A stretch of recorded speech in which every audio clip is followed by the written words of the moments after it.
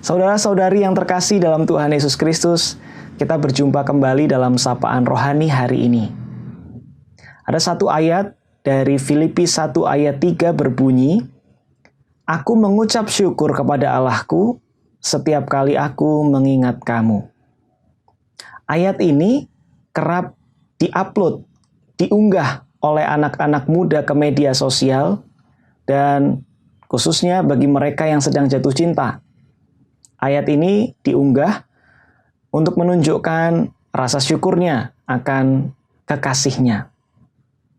Tetapi kalau kita melihat konteks dari ayat ini secara keseluruhan, paling tidak dari Filipi pasal 1 ayat 1 sampai 11, maka kita akan menemukan bahwa ayat ini dituliskan oleh Paulus kepada jemaat di Filipi. Tapi bukan hanya itu yang membuat ayat ini menjadi menarik. Karena surat Filipi dituliskan oleh Paulus dari dalam penjara. Artinya ketika Paulus berada dalam keadaan yang penuh dengan keterbatasan, ketika ia tidak bisa bertemu dengan jemaat Filipi, ketika ia tidak bisa bebas pergi kemana-mana, bahkan dalam arti tertentu, ketika ia seharusnya adalah orang yang justru didoakan, tetapi ia masih mengingat jemaat Filipi dan mengucap syukur kepada Allah setiap kali ia mengingat jemaat Filipi. Hal ini, saudara sekalian, kemudian mengingatkan saya kepada sebuah film yang lucu, yang menarik, yaitu film berjudul Three Idiots atau Tiga Orang Bodoh. Mereka adalah tiga orang yang bersahabat, dan mereka ada dalam satu tempat perkuliahan, dan mereka menjalani tes. Tiga sahabat ini ketika menjalani tes sama-sama khawatir apakah mereka bisa melalui tes itu dengan baik atau tidak. Lalu pengumuman hasil tes itu keluar. Dua teman ternyata berada di peringkat paling bawah. Lalu dia mencari temannya yang satu lagi. Di manakah dia? Ketika dia mencoba mencari di peringkat-peringkat yang bawah, dua teman ini tidak bisa menemukan temannya yang lain.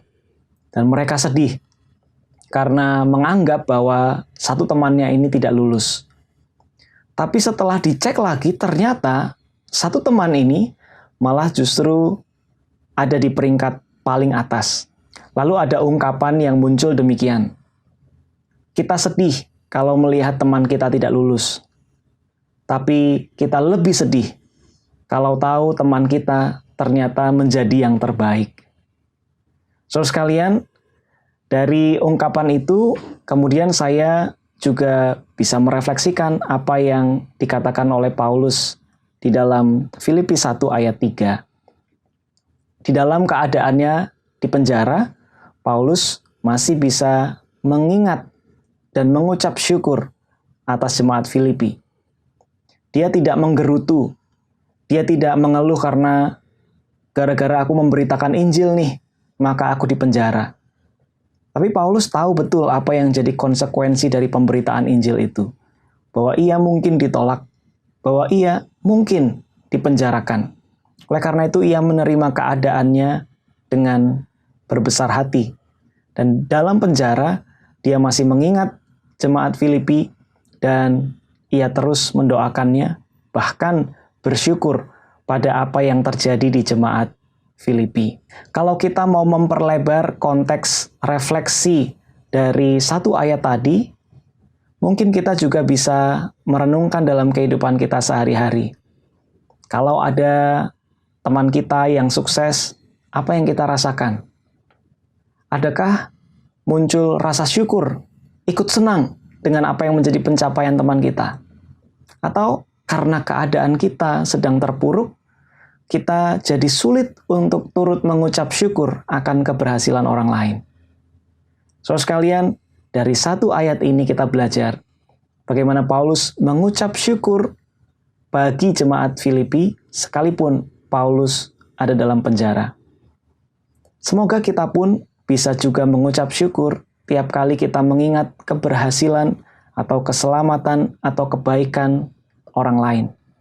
Kita tidak menjadi iri, tapi kita turut senang, kita turut bahagia, turut mengucap syukur, dan terus mendoakan agar apa yang menjadi hidupnya, apa yang ia jalani, terus dalam anugerah dan rahmat Tuhan. Semoga Tuhan mampukan kita. Selamat melanjutkan aktivitas saudara. Tuhan memberkati.